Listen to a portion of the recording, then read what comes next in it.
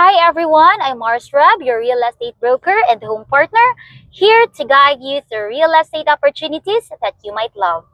Today, pag-uusapan natin ang quick tips bago bumili ng bahay.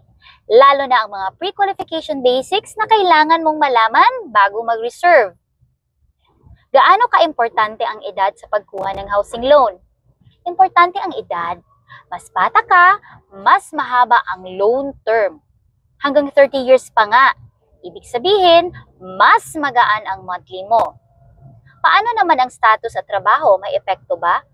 Oo, ang civil status at uri ng trabaho ay nakakaapekto sa requirements.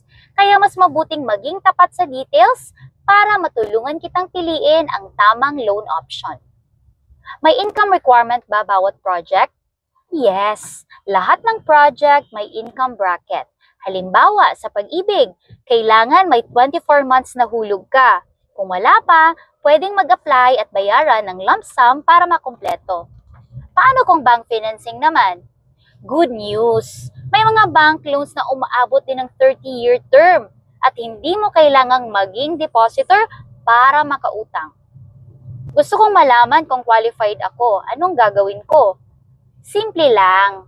Message mo ako ngayon at tulungan kitang alamin kung saan ka pinaka-qualified, whether pag-ibig man o bank financing.